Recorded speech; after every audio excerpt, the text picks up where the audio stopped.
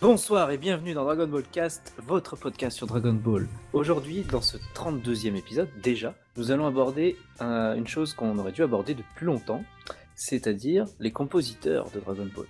Donc ce soir, je suis en compagnie de Shonen Gohan, Bonsoir. de Charnalk, bien sûr, Bonsoir aussi. et nous avons le plaisir de recevoir Mister Dorian. Dorian. Bonjour. Dorian, pardon. Ah, Dorian, mais Dorian ça- pour les c'est intimes. un petit côté, tu vois, anglais, tout Oh, ça. ah oui, c'est comme Oh, tous les Mr. profs d'anglais. Dorian. Oh, yeah, Dorian Gray. Ah, Mr. Oh Dorian. my god, yeah, it's amazing. Oh, yeah. Bon, en vrai, je pense Tant à tant chaque que c'est pas Mister Durian, ça va quoi. À chaque fois, je pense aux méchants de The Mask en vrai, mais bon. Merci Dorian. Bref, C'est comment l'introduction. allez-vous? Oh, ça va bien, tranquille. On va parler de tous ces gens qui ont fait un travail Extraordinaire. extraordinaire sur Dragon Ball. Oui, parce qu'on Tous peut ne pas font pas parler de l'unanimité. l'anime sans parler de la musique. Ah bah, c'est impossible. Exactement, et puis les musiques de Kikuchi sont devenues extrêmement célèbres aujourd'hui, donc c'est bien de revenir sur ces travaux, et ainsi que les autres compositeurs, car il ne faut surtout pas les oublier. Ouais. On est d'accord. On est d'accord tous les deux. Donc comme nous le disions, on peut pas parler de l'anime Dragon Ball Z ou même Dragon Ball GT et Dragon Ball Super, désolé Gohan, sans parler des compositeurs qui ont fait la musique de ces fabuleux animés. Donc on va peut-être commencer par Shunsuke Kikuchi. Le plus grand célèbre des compositeurs. Aujourd'hui, je pense que si tu parles des musiques de Dragon Ball, 95% des gens ils vont te répondre que Shunsuke Kikuchi c'est le top, c'est le plus meilleur. prolifique, Voilà. Il était là dans Dragon Ball Z, tous les films. Donc oui, forcément. Il a marqué totalement une génération, et pas que sur Dragon Ball au Japon. Au Japon, il est extrêmement célèbre, Kikuchi, pour des séries de mecha, pour Il n'y a pas d'autres eu, choses. comment ça s'appelle Albator 84, Ouais. par exemple, les musiques sont de Kikuchi. Alors que la première série d'Albator, la toute première, donc les musiques sont de Seiji Okoyama. Donc on peut dire que Et il j'ai avait mes pas deux fait Ranma compositeurs aussi favoris. Non, c'est Kenji Kawai, ça. Ah, pour moi. Et excellent compositeur qui a son style a énormément évolué, soit dit en passant. Ah, lui, je le connais que pour Ghost in the Shell et j'aime beaucoup. Oui. Ouais. Ah, moi je le connais pour Pat Labor. Mais voilà. Mais quoi qu'il en soit, pour Kikuchi. Alors déjà, Kikuchi, qu'est-ce qu'on peut dire sur lui? Bah, il avait déjà commencé sur les musiques de Dr. Slump. Ce qu'il faut savoir, c'est que lorsqu'ils ont produit donc la première série Dragon Ball, ils l'ont produite. Bah, toutes les personnes qui étaient sur le staff de Dr. Slump ont été débauchées pour la prochaine série, le prochain best-seller d'El Toriyama. Kikuchi en faisait partie. Et je pense qu'on peut dire facilement que son style a énormément évolué entre les premières mélodies de Dragon Ball à celle à la fin de Dragon Ball Z. Ça a pas mal évolué. Oui, on sent Ah, une évolution, oui, musicale. Franchement, au début, on est plus dans les cuivres, on est plus, même un peu jazzy, je trouve. Il y a énormément d'influence d'Ennio Morricone aussi. Ah, on le ressent. complètement d'Ennio Morricone. Ah, mais alors là, surtout le thème de Bola, l'Indien, et de Bola et Upa, c'est vraiment purement, presque Sergio Leone dans l'intonation, mais ça fait vraiment penser à du Morricone. C'est ça. Exactement. Et après, plus on avance, plus on arrive vers DBZ, etc. Et plus il y a la guitare électrique qui s'insinue, et ça devient un peu plus rock, je trouve. Ouais, quelquefois. Tandis qu'il y a des thèmes de combat qui font presque penser à ceux de Goldorak. Alors Goldorak, effectivement, c'est la musique de Kikuchi. Si vous connaissez Goldorak, vous avez déjà écouté du Kikuchi en dehors de Dragon Ball. C'est ça, on Donc, reconnaît bravo, tout de vous suite êtes son- merveilleux. On Ouais. connaît tout de suite son style, hein, de toute Ah, façon. complètement.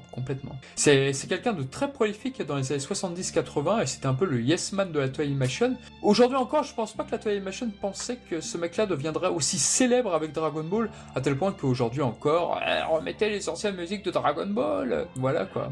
Ah, aujourd'hui, on a déjà un peu tous ceux qui ont travaillé sur Dragon Ball sont devenus extrêmement célèbres, mais surtout, voilà, là, Kikuchi, c'est le compositeur de la série, c'est un rôle quand même extrêmement important, comme j'ai toujours dit. Les compositions, la musique, dans un animé, dans une œuvre en général, c'est énormément de ce qu'il fait, avec notamment personnellement la réalisation et la mise en scène. C'est vraiment quelque chose qui peut te pousser à te faire ressentir beaucoup plus de choses que d'autres formats, justement par rapport par exemple à un format manga. Ou par exemple, moi, une des OST qui me fait le plus de choses, ça reste l'OST du Genki Dama. Ah, c'est une des plus célèbres, je pense. Tu parles de quel film de Genki Dama? Tu parles du film 3 ou du film avec numéro 13? Numéro 13, je crois que c'est celle-ci, mais par exemple, celle qui a, comment dire, celle qui a aussi à la fin contre Boo quand il envoie justement. Oui, c'est le thème thème qu'on Genkidama, entend dans le film, effectivement. Avec Compte face à numéro 13, tout à fait, oui. Il y a tout ce journal. Que beaucoup de thèmes ont été écrits pour les films à la base, en fait. Ouais, Et exactement, tout à fait. Alors, à la différence près que la première série Dragon Ball, il n'y a eu que 3 films. Évidemment, c'est un secret de Polichinelle, mais les films, les musiques issues du second film, donc le film Lucifer, donc La Princesse Endormie, sont mes favorites de Kikuchi sur la partie Dragon Ball, parce que tu as justement des chants un petit peu... On lui a donné cette consigne, je pense, de faire des mélodies un petit peu plus dramatiques, un peu plus dans le film d'horreur, puisque c'est presque une parodie des films d'horreur, le second film. Donc c'est vrai que ces musiques sont très poignantes, et je pense qu'aujourd'hui, quand tu penses au thème à la mort de Vegeta sur Namek, t'as ce thème, c'est les chœurs de justement que tu entends derrière, tu fais waouh, elle est géniale cette musique. Mais à la base, elle est issue du film 2 de Dragon Ball, et elle est fantastique, cette musique, fantastique. Donc on a plein de musiques favorites de Kikuchi, c'est vrai qu'on en a tous ici, je pense parmi nous 4, on va se dire ah là là, on a au moins 10 musiques favorites de cet homme, c'est évident. Ouais, il y en a tellement aussi, hein, je veux dire. Et oui, c'est facile de choisir, hein, je veux dire. Je veux dire. Après, Kikuchi, comparé par exemple au récent, mais je sais pas si c'était principalement lui ou principalement les compositeurs d'époque, mais Kikuchi avait vraiment plus un style ambiance que aujourd'hui les compositeurs ont plus un style qui accompagne la scène en fait. C'est vrai que je suis totalement d'accord avec toi. En fait, Kikuchi, ce qui est très intéressant sur Twitter, sur les jeunes fans qui découvrent donc Dragon Ball Z et Dragon Ball Super, c'est que la plupart préfèrent la musique de Dragon Ball Super. Parce que justement, les musiques sont plus en phase, comme tu le dis très justement, avec la tendance actuelle, ce que demande le public. Alors que Kikuchi, il y a un petit côté vieillot chez certains jeunes fans. Je leur en veux pas du tout. Ils ont totalement le droit, c'est leur opinion. Donc peut-être que nous sommes trop vieux, je ne sais pas. Moi, pour ma part, j'adorerais toujours ces musiques, quel que soit mon âge, quoi. Mais c'est vrai qu'il y a un décalage aujourd'hui, donc c'est très intéressant. Oui, je trouve que les musiques actuelles, c'est plus dans l'air du temps, dans l'air un peu comme au cinéma, où quand il y a une musique lambda qui sert juste à souligner les scènes, peu importe qu'on aime ou qu'on aime pas, hein, je fais pas de jugement de valeur, mais comparé à la musique de Kikuchi, où juste à l'écouter elle toute seule, il y a déjà quelque chose, il y a déjà une ambiance, comme vous disiez, qui crée. C'est limite un autre personnage, en fait. Et puis surtout, tu peux fredonner la musique. Par exemple, tiens, un truc de la VF qui n'existe pas en VO. Brigitte Lecordier, oui. quand elle incarne Sangoku au début, elle fait par exemple, ouais. Ça n'existe pas dans la version originale. C'est une invention de Brigitte Lecordier qui, parce que on a longtemps pensé que c'était une anomalie parce que vu que le générique chanté d'Ariane, c'était pas celui évidemment du générique japonais, mais en fait effectivement t'as souvent ce thème-là dans la série animée, mais en version orchestrale.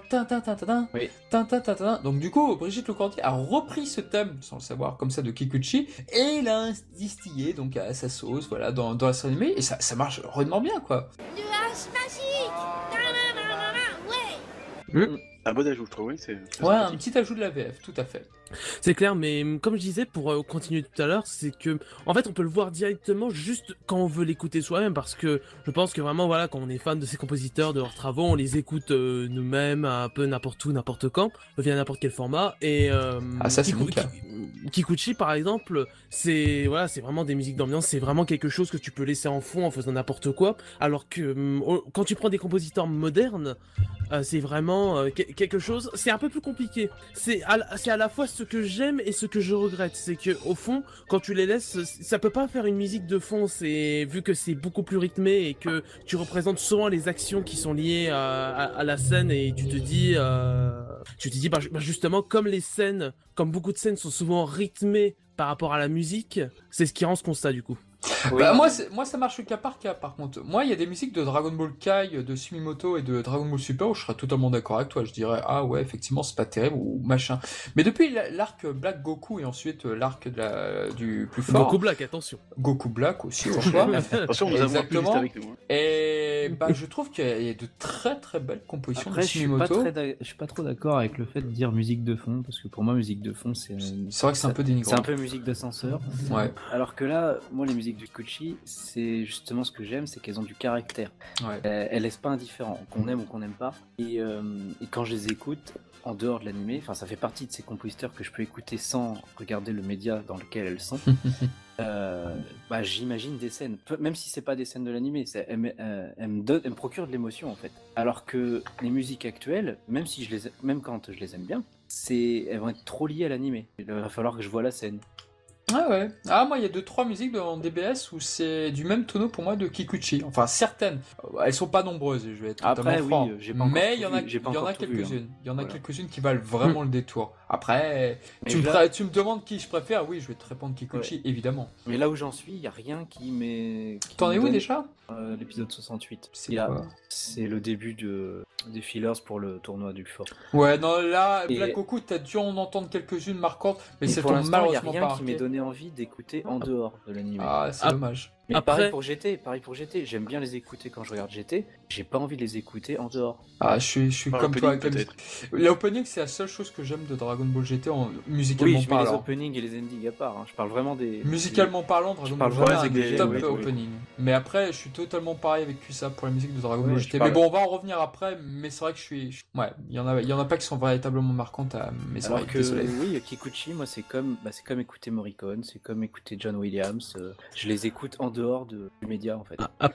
Après, évidemment, quand je disais musique de fond, c'était pas dans le but d'être Je sais, dénigrant, je sais. c'était un peu un synonyme de musique d'ambiance, comme je disais. Après, Mais- c'est ce qu'on appelle en anglais background music, hein, c'est musique de fond. hein. Oui, voilà, T'avais Voilà, à raison, la en fait, base, c'est hein. ça, Voilà. je suis d'accord. Mais Voilà, c'était plus oui. pour dire que pour moi, elles ont un caractère que les compositeurs actuels n'ont pas, pour le coup. Même si c'est très en phase avec les scènes, hein. Mais c'est pour ça que je trouve que la musique de Kikuchi, ça faisait comme un personnage supplémentaire de l'œuvre, Bah, en fait. moi, Sumitomo, j'en parlerai plus tard parce que j'ai plein de choses à dire. Mais tu vois, concrètement, par rapport à plein qui disent justement, ah, c'est dommage, c'est pas les anciennes musiques de DBZ, etc., sur DBS, etc., ou même sur DBK. D'ailleurs, bon, si elles sont venues sur DBK, mais vu le résultat, elles auraient jamais dû Ouais, venir. catastrophe, quoi. Mais de base, elles étaient même pas prévues pour. Voilà, tout à fait. Mais Ah oui, moi, je suis pas d'accord pour les mettre comme ça, parce qu'elles sont pas prévues pour à la base. les petits. bah, Puis ça a été mis voilà. n'importe comment, je veux dire. Bah voilà, ça a été fait en 2 jours, en urgence. Il faut que la musique Alors, doit rester... ça dépend. Ça dépend. En fait, quand vous regardez l'épisode de Dragon Ball Kai, où justement t'as l'épisode où Gohan va se transformer face au Cell Junior, les musiques respectent scrupuleusement ou presque en fait l'épisode d'origine sur Dragon Ball Z. Donc cet épisode, c'est ok, ça fonctionne. Ouais, mais sauf sur qu'ils Dragon ont Ball quand même Kai. retiré l'insertion Ah, de, oui, je de sais. Kageyama. je veux dire, c'est- J'y arrive après. Oui. Et ce qui Non, s'est j'étais trop passé après cet épisode, puisque le scandale sur Kenji Yamamoto, dont on va revenir après, et ben le gars il s'est dit, oh puis pourquoi je me prends la tête à remettre les mêmes musiques qu'avant, allez je vais faire ma sauce. Le gars il a pris le CD du film 8 de Dragon Ball Z et il s'est dit, bon bah je vais faire les 111 épisodes avec juste ces musiques là et c'est parti. Et du coup là c'est un travail de positionner des musiques de Dragon Ball sur un épisode, de dire laquelle est en phase, laquelle n'est pas en phase. c'est un- Le c'est même travail de Dragon Ball et de Dragon Ball Z est juste incroyable. C'est juste incroyable. Est-ce que vous pouvez vous douter que le thème où Freezer transperce par exemple Kuririn là, avec ses cornes, c'est le thème du roi gourmet du film 1. Une musique qu'on n'a pas entendue depuis très longtemps par exemple. Et ben c'est génial de l'avoir mis. Ils ont rien à voir avec le personnage. Ils ont strictement rien à voir entre le premier film Dragon Ball Ah non, et ce clairement passage-là. Mais ça rend tellement bien, je veux dire. C'est sûr. Et c'est un véritable travail de choisir de bonne musique au bon moment. Et rien que ça, Dragon Ball Kai, ce Bah, qu'ils c'est ont un- fait sur Kikuchi C'est d'ailleurs en un métier à part catastrophe. entière, hein, je veux dire. Oui, exactement. Ça porte aussi un Le nom. directeur audio, je pense. Et c'est ça, ça porte un autre nom, mais je ne me rappelle plus lequel. Peut-être que dans un de ça. Toujours est-il que Dragon Ball Kai est passé à côté de ça à cause de l'urgence, à cause de l'histoire de plagiat. Voilà. C'est ça totalement, et c'est surtout que en fait on avait plein de placements qui avaient rien à voir. Je me rappellerai toujours sur l'épisode 1, on avait une musique qu'on avait généralement pour la bagarre, ou quand il y avait Bulma qui arrivait à la caméos, quoi. À un moment tu te poses des questions. Oui, non, Dès que tu vois ça dès l'épisode 1, à un moment il y a un problème. T'as compris, Mais- quoi, je veux dire. Ouais, C'est ouais. terrible. C'est ça. Mais du coup, je reprenais ce que je disais par rapport au fait souvent de la demande de remettre Kikuchi sur le restant. Et c'est pour ça je suis souvent pas d'accord avec ça, parce que je trouve que voilà, ça va bien sur Dragon Ball, ça va bien sur Dragon Ball Z, ça va bien pour les films, etc.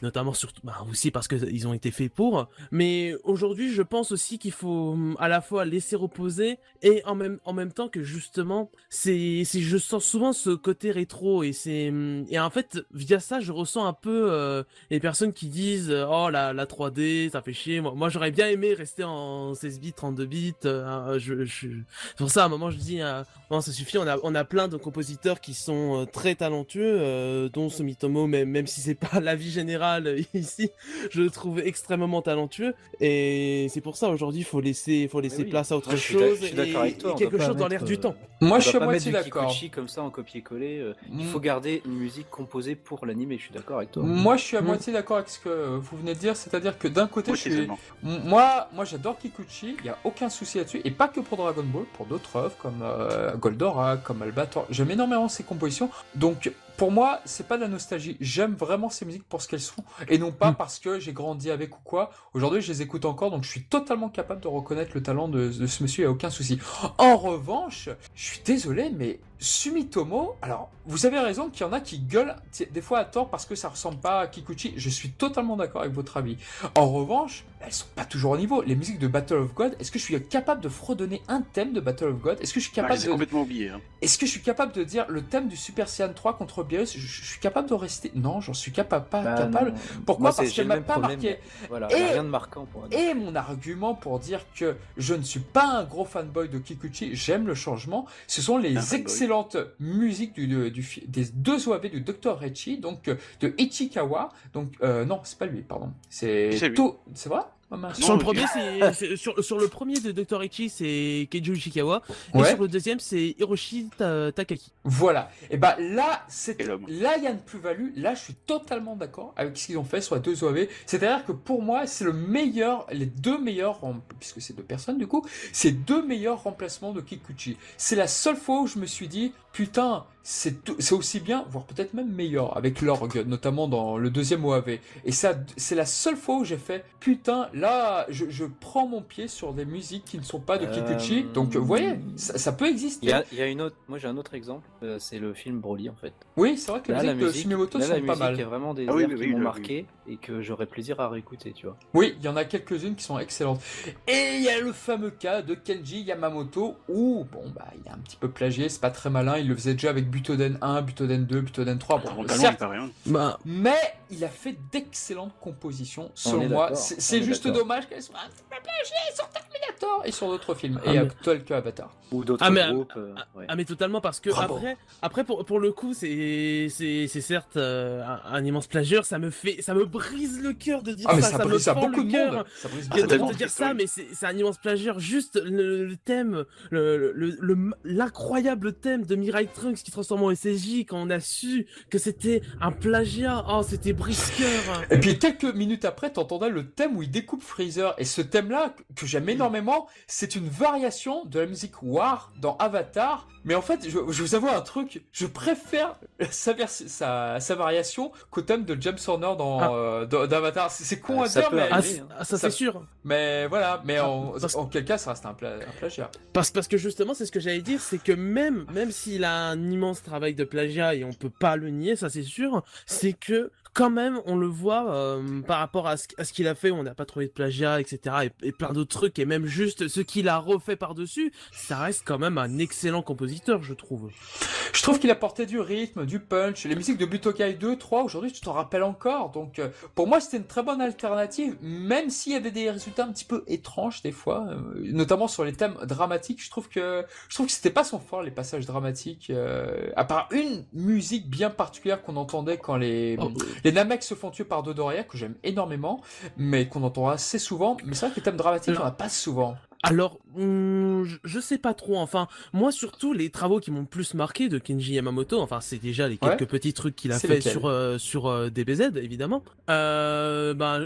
L'OST de Dragon Ball Budokai premier du nom, qui m'a énormément marqué, c'était incroyable. Et puis, son travail sur Dragon Ball Kai, quoi, j'ai envie de dire, Dragon Ball Kai, ça reste son plus gros travail. Et surtout sur Dragon Ball Kai, j'avais envie de dire, c'est justement très drôle. C'est justement très drôle étant donné que, en fait, on a Kikuchi, Yamamoto, Sumitomo, les trois grosses têtes en compositeur de Dragon Ball, et Yamamoto représente un peu la transition transition du style de l'ancien style de Kikuchi au style Oui. moderne de Sumitomo. Il y a c'est une vraiment, excellente analyse. il y a C'est une vraiment excellente analyse. un peu un entre-deux, justement. On sent bien la transition se faire, en fait. Ah non, je suis totalement d'accord avec cette analyse. Ouais, je suis d'accord vraiment. aussi. Ouais. Bien Tout joué. d'accord. On le ressent, ouais. Ouais. Non, on est, Après, moi, on est bien les d'accord. musiques de Yamamoto dans Kai, j'ai jamais aimé. J'ai toujours trouvé ça complètement à côté de la plaque, j'ai l'impression. Lesquels tu dis? Les musiques de Yamamoto dans Dragon Alors Ball Kai. moi, j'ai encore quelques Moi, chaque fois que je les épisodes entends, de- je me dis, mais c'est bien, dans le sens, techniquement, c'est bien, mais Ah, ça n'a rien moi- à faire tout Dragon Ball. Ah non, moi je trouve que c'est vrai que ça fait un peu jeu vidéo parce que bon voilà, Pour moi aussi, Moi, ça faisait hors sujet. Ouais. moi dans Dragon Ball Ultimate Battle 22, pour moi ce qui sauve le jeu c'est uniquement les musiques, ça c'est clair et net. Butoden 1, 2, 3, j'ai grandi avec ces jeux donc forcément je suis attaché à Ouais, son par contre, style. la musique de Butoden, j'adore aussi. Ah ouais. Mais Ultimate Battle 22, non c'était aussi Dragon Ball Final Boot. Final Boot aussi, les musiques étaient sublimes, mais vraiment sublimes. Je déteste ce jeu, mais les Vraiment, musiques du jeu, de ce jeu, elles sont excellentes. Oui, les musiques, oui. De Yamamoto. Mais non, moi j'aime beaucoup les musiques de Kai de Yamamoto. Par exemple, les musiques pour le résumé et tout, il y a un punch, il y a quelque chose. Tin, tin, tin, tin, tin, tin, tin. Non, j'arriverai pas à le faire. Ah. Mais non, il y a quelque chose qui fait que, je sais pas, j'accroche moi en tout cas. Il y a du Ah, punch. pas du tout. Je retiens la musique. Ah, moi totalement aussi, j'accroche, c'est vraiment, je trouve qu'il a fait un travail incroyable et c'est pour, j'en rajoutais même, j'en ai des vraiment, je regarde juste dans mon dossier musique, celle que j'écoute le plus, c'est The Brave Heart, Triumphant Return, The Brave Heart, The Strong, Heroic Face Off et A Moment for Shuddering. Donc je pense que vous... Et même vous- pas Ariane et tout, hein. Franchement, je suis déçu.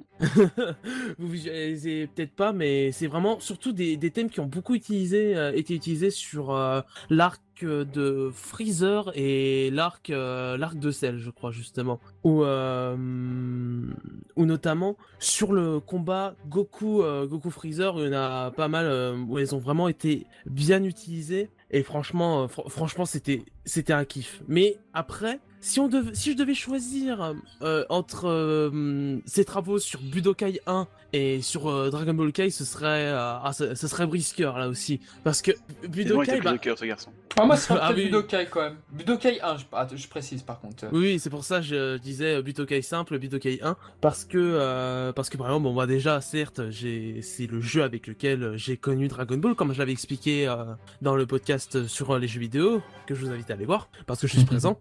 Eh oui. Non, très bon intéressant, podcast. n'y allez pas. N'y allez pas. Il parle trop là-bas. Bah d'ailleurs, Et que- puisqu'on est...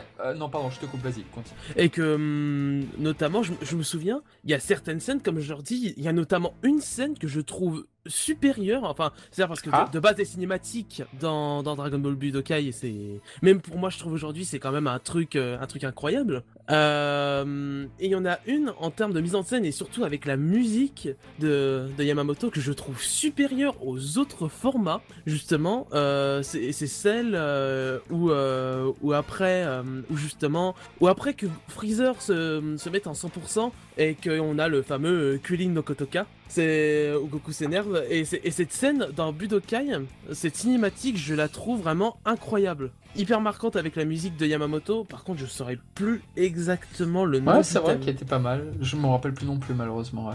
Mais je me rappelle d'énormément de musique. La musique de quand Goku arrive et voit tous les corps qu'a laissé Nappa Ah oui. sur son silage juste avant que Goku commence à s'énerver et que le combat s'engage. C'est vraiment, il y a énormément eu de thèmes marquants de Yamamoto. Enfin, ils sont quasiment, pour moi personnellement, ils sont quasiment tous marquants de Budokai. Hein. Ah oui, non, c'est vrai. Je pense que beaucoup de joueurs, je serais d'accord avec toi sur Yamamoto, exactement.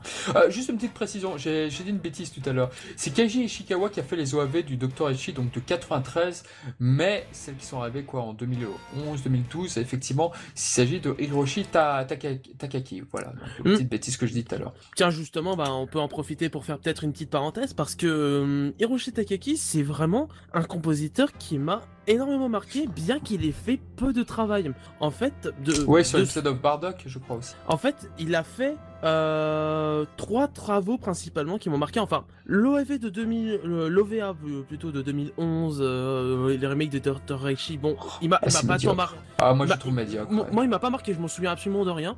Ouais. Déjà, ouais, qu'il a été vite fait pour Raging Blast 2.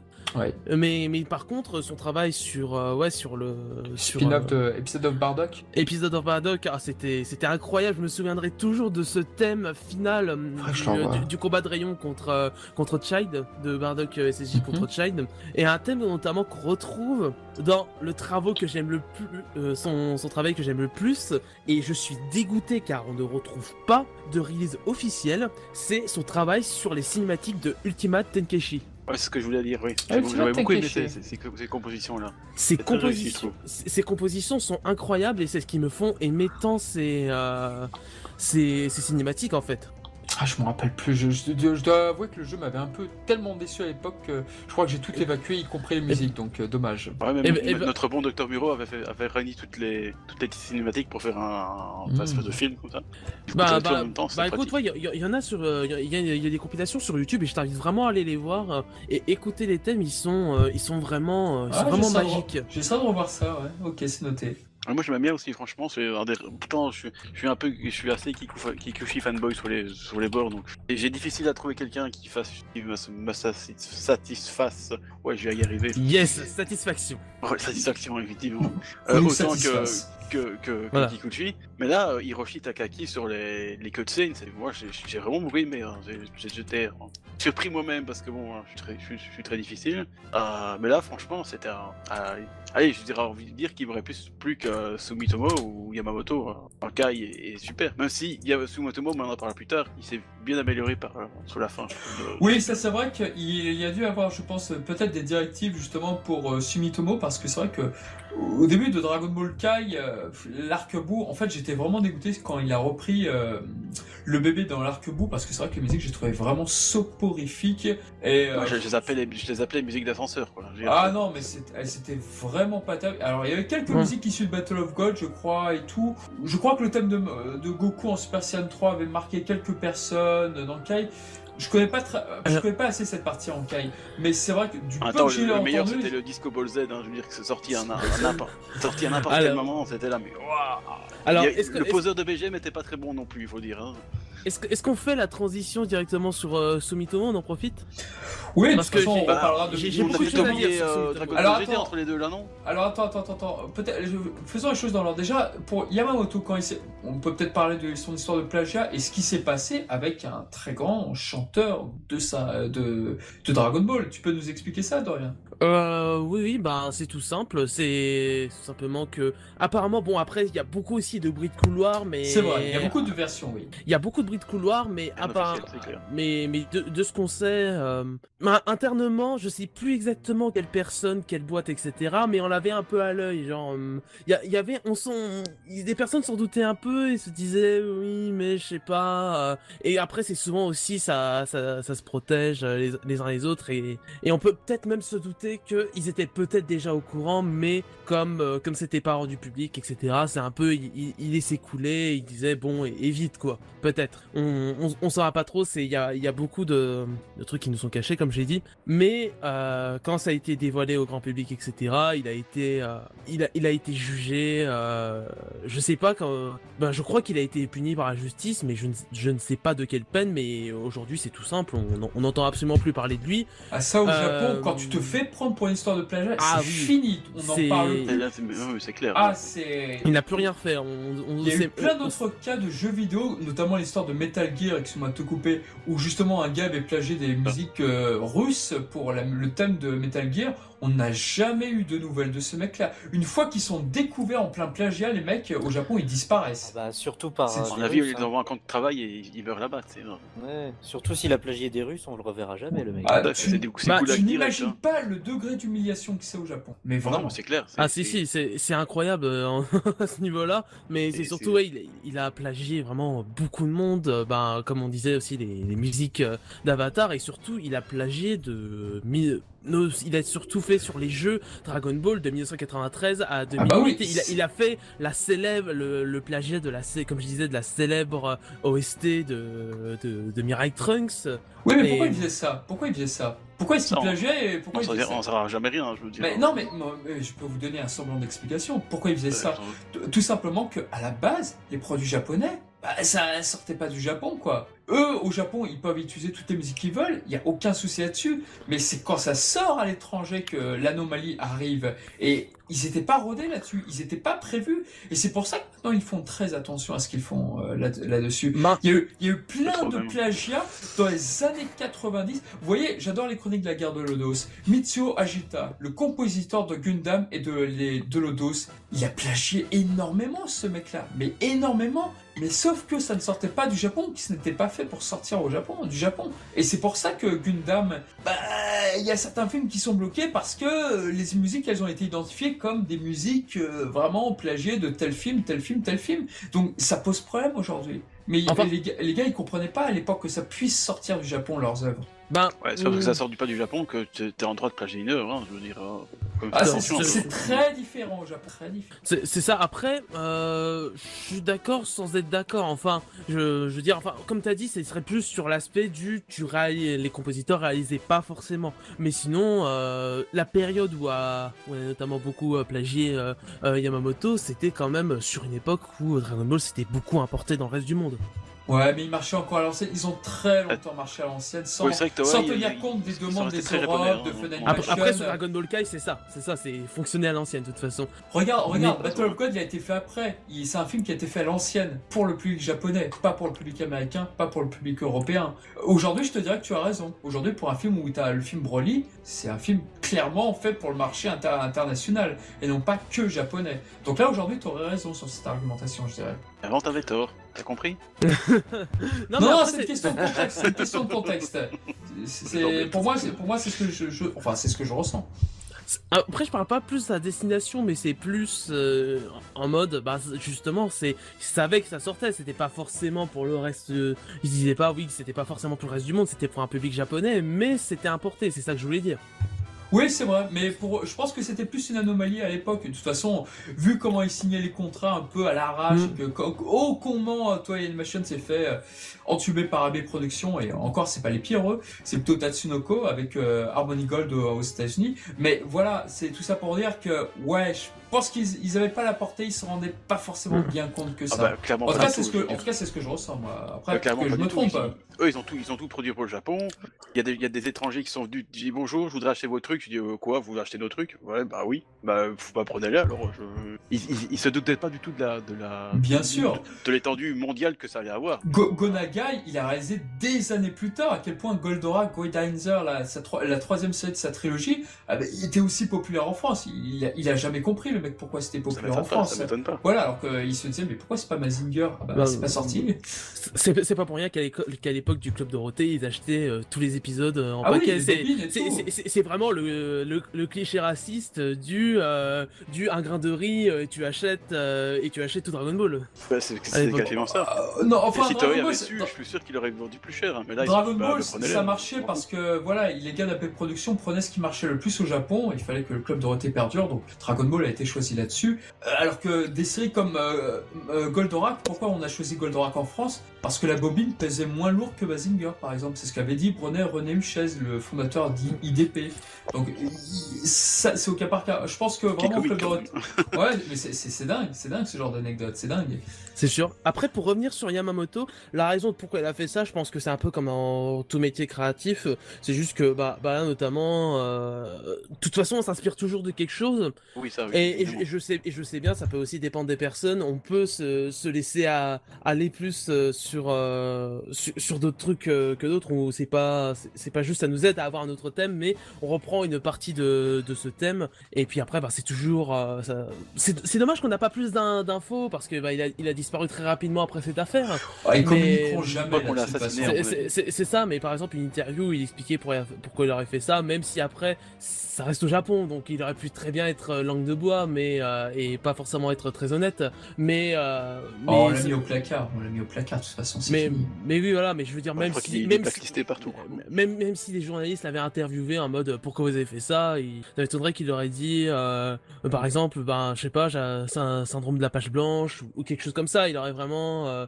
On le saura jamais de toute façon. Une fois que tu es au fait, t'es obligé de t'excuser. La justification, je pense que chez eux, c'est pas leur coutume d'avoir des justifications. Tout ce qu'ils veulent, c'est que le mec s'excuse. Donc maintenant, qu'est-ce qui s'est passé? Dragon Ball Kai a été refait avec les musiques de Kikuchi. Raging Blast 2 et tous les anciens jeux qui étaient dans le commerce ont été réédités avec de nouvelles musiques et elles sont infâmes la plupart. Voilà. Donc, et les autres aussi, hein, ça a été retiré de la circulation. Butoden 2 qui est ressorti sur 3DS en version de téléchargement, ils ont refait toutes les musiques de Butoden 2 et c'est très bizarre. Oui, on parle juste des jeux qui ont été refaits parce que notamment, je pense surtout au remplacement d'OST immonde, c'est ce qui m'a fait ne pas acheter le jeu d'ailleurs pour Dragon Ball Z Budokai HD Collection en fait. Ah oui, c'est vrai. C'était immonde. Ça m'avait dégoûté, je n'ai pas pu racheter ce jeu et j'étais très déçu. Moi je faisais les musiques de Kikuchi enfant. Mais voilà, sinon il y a toujours moyen de tricher, hein, je veux dire. Toujours si tu te laisses sur PC. Hein. Mais voilà, ça a eu énormément de conséquences cette affaire. Déjà, j'ai envie de dire sur un peu la mentalité de composition, parce que comme tu disais, ça a un peu fait dire aux autres compositeurs ouais bon, voilà, on va se calmer, quoi. On va se calmer. Ça va faire rendre compte de certaines choses et aussi de l'importance que peut avoir l'international au Japon. Mais après, au niveau des conséquences, vraiment, même directement sur Dragon Ball, c'est déjà une partie de la contribution à la mise en pause de Dragon Ball Kai. C'est juste une des raisons parce qu'il y avait un bordel monstre qui a provoqué il y avait aussi ça. un problème de programmation a priori. C'était un bordel, comme je dis, c'est une des raisons parce que aussi une des autres grosses raisons, c'est Fukushima, hein, tout simplement. Oui, il y avait ça et puis il y avait ça et également le fait que je crois que la chaîne avait commandé 100 épisodes de Dragon Ball Kai. La suite devait venir, mais pas tout de suite. Mais pour le moment, voilà, ils étaient pas prêts pour continuer sur la lancée, donc c'est normal qu'il y ait une pause de 3 ans, je crois, 2 ans de souvenir. 2012-2014, donc c'était 2 ans. Ouais, voilà. Et donc après, l'autre grosse conséquence qui fait toujours extrêmement mal au cœur, un certain chanteur du nom de Kageyama, le chanteur, le chanteur principal sur Dragon Ball, grand ami de Yamamoto, c'est justement pour cette raison qu'il ne travailla plus jamais sur Dragon Ball. Et c'est bien triste. Ouais, il a claqué la porte pour suivre son ami, effectivement. Du coup, il chante pour One Punch Man avec son groupe. Voilà. Il chante partout ailleurs, mais plus sur Dragon Ball. Il chante des génériques encore, forcément. Et Dieu sait qu'il est réclamé. C'est ça. Des nouveaux trucs, il n'en fait plus. Parce qu'après on peut toujours parler est-ce qu'il a raison, est-ce qu'il avait tort, parce qu'en même temps on se dit toujours on comprend c'est son ami, mais en même temps son ami c'est comment dire, mais en même temps son ami il a été pris la main dans le sac, il y a aucune justification, c'est pas comme s'il avait été accusé à tort, c'est voilà, donc c'est un peu aussi un comment dire, quelque chose d'éthique entre son ami a fait une grosse bourde et c'est indéniable, et puis en même temps c'est son ami, donc c'est un peu pour ça, c'est très compliqué, mais oui, ça concerne surtout Kageyama et son ressenti et ce qu'il veut faire en fait. Oui, il a le droit de choisir ce qu'il fait, hein. Je veux dire, bon, c'est dommage pour nous, mais je veux dire, c'est lui, il a envie de partir, il part, hein. Je pense qu'il a pas besoin de Dragon Ball pour se continuer à vivre. Ah, tout à fait, je pense déjà que il a à l'époque où il est parti, je pense qu'il avait de base déjà plus besoin de faire grand chose. Voilà, rien que ça suffit, je pense, hein, déjà, je pense. Tout à fait. Bon, par contre, je vous avoue que malgré tout l'amour que j'ai pour cet homme et ce qu'il a fait, il y a quelques openings qui sont réussis. Par exemple, Dragon Ball Super, le Genkai Topa Survivor. Comment il s'appelle, Ikawa Kyochi. Moi je trouve qu'il a du punch ce générique, je trouve très bien. Ah oui, après ça n'empêche pas que sur d'autres openings Dragon Ball, notamment je pense à Dragon Ball Kai ou cet opening, ça n'empêche pas qu'il soit bon, et puis d'ailleurs même le premier opening de Dragon Ball Kai a été fait sans Kageyama d'ailleurs. Ouais, Dragon Soul, c'est le seul que j'ai aimé. Et aussi justement d'autres endings, etc. Sur les autres conséquences du coup que ça a eu, on a notamment le remplacement de ses travaux sur les Blu-ray de Dragon Ball Kai par ceux de Kikuchi, comme on disait tout à l'heure, en mode dégueulasse, jusqu'à l'épisode 95. Et du coup, les épisodes 96 à 98, ils sont uniquement, ils existent uniquement avec l'OST de Kikuchi. Ça représente la toute fin de l'arc Cell avec le petit épisode sur Mirai Trunks qui finit C17, C18 et Cell dans son futur. Et juste là, la fin de l'arc Cell. Et puis comme on disait, les remplacements des OST dans les jeux qui ont été ressortis comme Budokai HD Collection. Dans mes souvenirs, je crois que l'affaire de plagiat avait vraiment éclaté en plein combat entre Gohan et Cell, et je crois que c'est à partir de là où ils avaient changé. Je crois aussi, oui. Dans mes souvenirs, c'était ça en tous les cas, lors de la diffusion de Dragon Ball Kai. Alors, comme je t'ai dit, la Release TV, ça a été juste fait jusqu'à... ils ont utilisé les OST de Yamamoto jusqu'à l'épisode 95. À partir de l'épisode 96, ça a été remplacé pour du full Kikuchi. Ah oui, mais 95, voilà. on est encore en plein combat entre Cell et Gohan, du coup. Non, je crois qu'il a été fini. Je peux te dire Ouais, ça. ça aussi, ouais. Parce que ça va vite, hein, Dragon Ball Parce Kai. que comme je suis étonné. parce que 96 à 98, c'est les derniers épisodes. Après 99, c'est The Final Chapters avec l'arc bout. Alors j'ai des épisodes pas loin, c'était trop. Ouais. Ah je non, pense, mais ouais, non, ça va vite, hein, Dragon Ball Kai. C'est vrai, hein. Ok, ça marche. Je peux te confirmer ça très rapidement. Non, bah ok. J'ai perdu mon Voilà, truc. par exemple, l'épisode 95, Je t'en prie, je comprends. c'est le moment où Cell va envoyer son Kamehameha qu'il est revenu, etc. Ah oui, là il parle de toute sa vie là. Ouais. Ah bon bah c'est marrant, moi j'ai cet épisode mais avec la musique de Kikuchi là, tu vois. Où justement le 96, c'est la mort de Cell. Oui, tout à fait, c'est ça. Non, mais je viens de jeter un œil vite fait dessus, et moi c'était musique de Kikuchi que j'avais, donc voilà. Ok. À propos d'inspiration... Bah, c'est vrai qu'il y a la musique de Kikuchi dessus, hein. Moi j'ai les versions Kikuchi avec... parce que Ok. Yamamoto ça m'intéresse pas. Mais... À propos d'inspiration, on peut peut-être revenir aussi sur Kikuchi. Par exemple, Kikuchi, le 13e film, excusez-moi, sur le remarquable Tapion, il y avait vraiment des thèmes qui ressemblaient énormément à ceux de Goldorak. Le thème non, c'est le film 12, excusez-moi. Le thème où justement Vegeta et Goku se disent au revoir tout à la fin du film 12, c'est quasiment à la note près la musique qu'on entendait dans Great Dancer.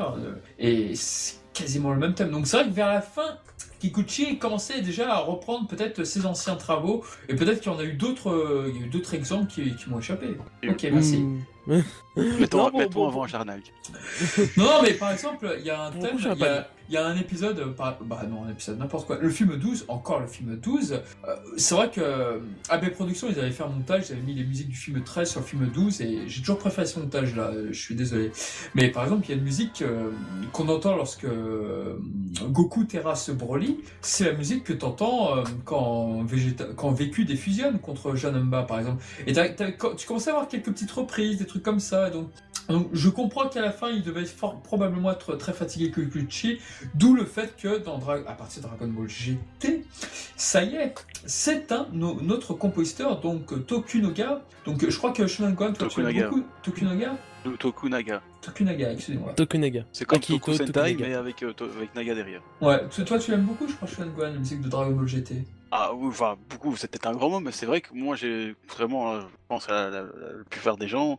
Bon, c'est vrai que Tokunaga, malheureusement, il n'a pas profité des meilleures conditions de travail comme Kikuchi, je veux dire, d'ailleurs, comme le d'expert Shinigami, s'il nous écoute. D'ailleurs, Kikuchi, est-ce qu'il avait juste arrêté avec Dragon Ball ou est-ce qu'il est parti en retraite à cette époque? Mais je pense qu'il est reparti, c'est parti en retraite, il me sa semble. Il dernière est parti à œuvre, la je pense, hein. retraite, tout à fait, Ouais, il n'a ouais. plus rien fait d'autre après. Il avait déjà dans les 80 balais ou un truc comme ça, non? Oui, Oui, bah, c'est sa dernière Ah non, œuvre, hein.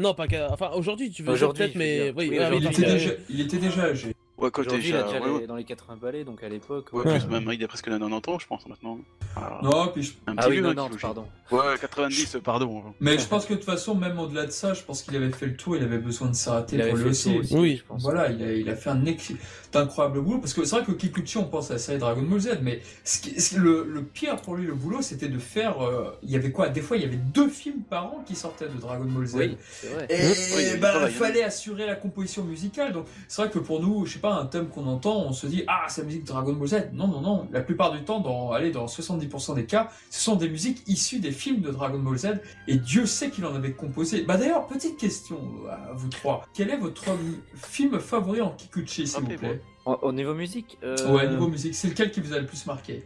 Celui que je réécoute le plus, le film 8, Broly. Ah, mon choix. J'adore cette... Alors, je sais pas si ce serait le film 13 de Tapion ou Sinon, il y a le 13, ouais. ou le film 7 des cyborgs. Et toi, mon choix, Guan? J'ai compris la question. Ah, Faut choisir un film avec par rapport au... C'est un peu bizarre, non? Musicalement, quel est le film que tu as préféré de Dragon Ball Z? Oula. Merci. À bientôt.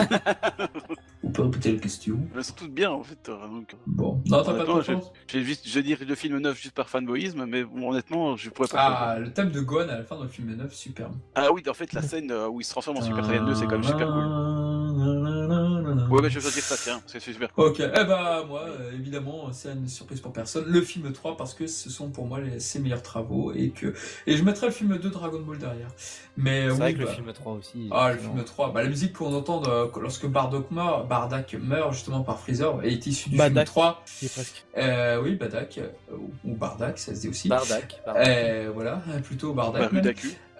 Quoi qu'il en soit, ouais, les musiques du film 3, ouais, pour moi, elles sont Ouais, c'est clair. full power pour moi. Voilà. Pardon, Sean Guan, je t'avais coupé, donc vas-y. Oui, tu me coupes tout le temps, de toute façon.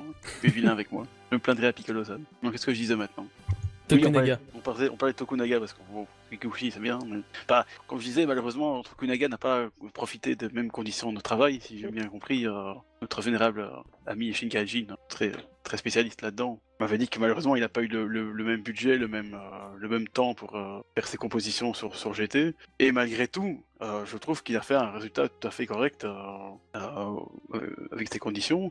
Et c'est vrai que moi, honnêtement, quand je les entends encore de temps en temps, quand je vois un épisode ou même je vois les tout seul, moi franchement j'aime bien. C'est très marqué années 90. Je suis belge, je dis 90. Hein. Ouais, c'est vrai que c'est très marqué 90. Mais c'est très marqué, il y a un truc. Ouais, je suis d'accord avec toi, je suis totalement d'accord. Il y a un truc vraiment, bon, forcément, c'est pas Kikuchi du tout, mais en même temps, c'est très années 90, un peu techno, si je peux dire, enfin vraiment techno, mais je veux dire. C'est dans l'air du temps, effectivement. Pas Volconer non plus, mais je veux dire, c'est dans l'air du temps, ça change vraiment de. Et puis ça allait avec l'aspect un peu touriste de la série aussi. Exactement, oui, c'était dans le futur. Moi personnellement, Tokunaga, enfin, j'ai très peu de souvenirs de ses travaux. La seule OST qui m'a marqué, et à la fois j'ai envie de dire c'est un peu triste pour Tokunaga, c'est juste une reprise un peu plus douce de la variation de Dan Dan, quoi. Voilà. Oui. Moi aussi, c'est ce que je retiens. C'est ce que j'allais dire, c'est que bon, c'est pas. Malheureusement, bon, la plupart des OST de Tokunaga, c'est des reprises de l'opening en fait, hein, c'est des variations en fait. Hein, mais Kikuchi et c'est souvent les meilleurs thèmes malheureusement. Kikuchi faisait ça aussi. Oui, tous faisaient ça. Ah oui, Tokunaga, ça se voit plus, en fait. Ah oui, c'était l'accoutumée de reprendre le thème de l'opening justement et le faire une version orchestrale. C'est même logique en fait. C'est même ça dans énormément d'animés. Dans Senseiya aussi, oui. Ah non, mais dans 98% des animés, c'est le cas, bien sûr. Voilà, c'est tout à fait logique. C'est ça, mais là, c'était vraiment plus, comme je dis, c'est pour ça que je dis, c'est le seul thème où c'est pas, par exemple, avec d'autres où je dis, bah oui, il y a des thèmes qui sont des versions autres de l'opening, mais et après, à côté, je dis, oui, mais parce que j'aime aussi ces musiques originales, je vais y arriver. Non, mais pour GT, je me souviens un peu de quelques airs, mais après, c'est vrai que ça fait pas partie des trucs que j'ai envie d'écouter en dehors, quoi. Alors, j'aime bien quand je regarde GT. Mais... Alors, moi, je vous avoue que pour ce compositeur-là, les musiques Dragon Ball GT, non, j'y arrive vraiment pas. Je suis désolé, pour ceux qui aiment ça, non, mais on peut pas tous j'y arrive pas. C'est normal. Pour Tokunaga, j'y arrive pas. En revanche, pour l'OAV spécial, ou le TV spécial, pardon, Dragon Ball GT 100 ans après, j'aime énormément ce qu'il a fait. Je ne sais pas s'il a eu le temps de prendre son temps. Ah, super. Mais en tout cas, je trouve que le résultat est là. Et surtout, la dernière musique, lorsque Goku Junior, justement, fait son vœu à Shenron, cette musique, je la trouve exceptionnelle. Bah, d'ailleurs, j'avais plutôt bien mise en valeur, d'ailleurs, dans notre podcast sur ce TV spécial. Mais c'est le seul travaux de lui que j'aime autour de la franchise Dragon Ball. Le seul. En même temps, il n'y en a pas 36 000. Et aussi... Et aussi, c'est pas la dernière œuvre sur laquelle il a travaillé. Il a travaillé sur le film 4 de Dragon Ball. Tout à fait. Que je n'aime pas du tout. Qui est le... Tu es un mauvais fan. C'est assez ironique que ce soit le 4e film Dragon Ball, mais donc si le dernier film Dragon Ball, vu que on différencie bien Dragon Ball et DBZ, mais que ce soit le dernier qui soit sorti chronologiquement. Ah, mais il y a une explication de droit là-dessus. C'est la Fox qui a bloqué les droits d'exploitation au cinéma de Dragon Ball après ce film-là. C'est pour ça qu'il n'y en a plus eu d'autres avant très longtemps. Quand Toei qui a signé des mauvais contrats. Je pense que tu te trompes avec un truc parce que là je parle vraiment du film 4 qui a été fait en 1996 et tu dis après ça. Oui, parce que il y en a plus après, on est d'accord. Mais c'est pour ça que je disais juste c'est cocasse qu'on a eu tous les films des Z et puis après des BGT on a eu justement ce film 4. C'était un film pour l'anniversaire. Voilà, c'est un film anniversaire de Dragon Ball. C'est pour ça qu'ils ont fait celui-ci, pour justement pour les origines. Et ensuite, en fait la Fox ils avaient acheté les droits Dragon Ball très très tôt, avant même que ça devienne un best-seller. Et vu que ça marchait plutôt bien Dragon Ball, c'est à partir de là où ils ont bloqué les droits. Alors que la série Dragon Ball aura pu se poursuivre en film comme le faisait Lupin 3 ou d'autres séries à licence. Mais eux, ils n'ont pas pu à cause de la fin. Et le pire, ils attendaient 2009 pour nous faire un film, mais en plus merdique. Oui, parce que c'est là où les droits allaient être renouvelés. Donc il leur fallait faire un produit. Tout à fait, la Fox, ouais. C'était pas plutôt 2008, Evolution? J'ai pas la date exacte, mais par là, ouais, en tous les cas. Mais bon, mais il va avoir 10 ans. 2008, Ah bon. Oui, le 1er avril de cette année, il va avoir 10 ans. On fera une grande fête pour ce film. On va faire un podcast spécial des Dragon Ball Evolution. Ah oui, c'était bien en 2009, donc... Et ouais, tu vois. 1er avril 2009, ça trompe pas. Ah ouais, 2009, ouais. C'était un poisson d'avril. Voilà, 1er avril. Ouais, belle blague, bien vu. Donc ouais, non, c'est dommage, hein, mais bon, bah pour Tokunaga, bon, c'est vrai que c'est vrai qu'on peut pas tout aimer, c'est pas, comme je dis, c'est pas du niveau de Kikuchi, ça c'est clairement pas, hein, je veux dire, mais comme ça va bien avec l'anime, je trouve ça. C'est vrai que c'est peut-être pas des OST que tu écouterais. Ah moi, clairement, sur pour le film côté. 4, pour moi, le film 4 de Dragon Ball, c'est vrai qu'elles sont pas, je sais pas, je m'en souviens plus du tout, quoi. Même le thème quand Goku affronte, j'allais dire numéro 8, oui, numéro 8, mais avant ça, Sergent Métallique, non, je sais pas, non, j'arrive pas, désolé. C'est pas grave. Tu peux rien, c'est comme ça. Non, voilà, t'es fan de Tenshinhan déjà aussi, alors c'est normal. J'arrive pas. En fait, tu râles parce que Tenshinhan n'est pas dans le film Dragon Ball, c'est ça? Oui, c'est vrai qu'il savais. C'est pour ça en fait. Je savais. Chut, démasqué. Au revoir. Je n'ai plus besoin de vous. Alors là, ce pauvre Tokunaga, il est mal, hein. Il est mal considéré. Ouais, c'est vrai. Après, je pense qu'il a fait d'autres travaux qui ont probablement dû être meilleurs, ou du même goût que Dragon Ball GT 100 ans après. Je pense, tu sais, Toei et ses planifications magiques. Hein. GT, je pense que ça a encore été un peu par-dessus la jambe, j'ai l'impression parfois. Exactement. Vas-y, je t'en prie. J'allais dire, à moins que tu voulais rajouter quelque chose, je pense qu'on pourrait passer à Sumitomo, justement. Sumitomo, oui, c'est vrai que Tokunaga, je crois qu'on a tout dit, hein. Je veux dire, il a fait GT et tout ça. Aussi sur Kikuchi, Yamamoto, il y a Ishikawa, juste on a dit Ishikawa, voilà, il a fait juste l'OVA de 1993 et puis c'est tout en fait. Et d'ailleurs, j'ai beaucoup aimé, c'est pour une soluce de jeux vidéo, et justement, il a fait un truc très jeu vidéo si je puis dire. J'avais beaucoup aimé, c'était très sympathique. Je sais pas d'ailleurs dans quel contexte il est sorti, cet OVA un peu obscur qu'on a du mal à retrouver. Alors, je pense que c'était en fait justement c'était conçu pour être la solution du jeu vidéo sur Playdia, je pense. Oui. Qui était vraiment peut-être compliqué, où il y avait plusieurs choix et tout ça, donc. Oui, comme il y avait plusieurs chemins. Donc là, ils ont décidé de faire un anime. En fait, c'est un anime Solus, quoi. Ça faisait anime Solus promotionnel, ouais. Un peu. Voilà, c'est ça un peu. Et donc. D'accord. Un peu Dragon Ball Heroes, mais en mieux, tu vois. D'où le fait du remake avec. Dragon Ball Raging Blast 2 en 2011. Voilà. Bon, ce qui est très dommage, c'est qu'ils ont coupé la moitié, quoi, je veux dire. Il avait la meilleure moitié en plus, je trouve. D'accord. On y voyait plus Gohan, tout. D'accord, donc je pense qu'on peut passer du coup à Sumitomo. Oui, je sais que tu l'attends avec impatience. Ah oui, mais comme je l'ai dit, j'ai beaucoup de choses à dire. Non mais ne dis pas trop quand même, hein. On n'a pas passé toute la nuit. Hein.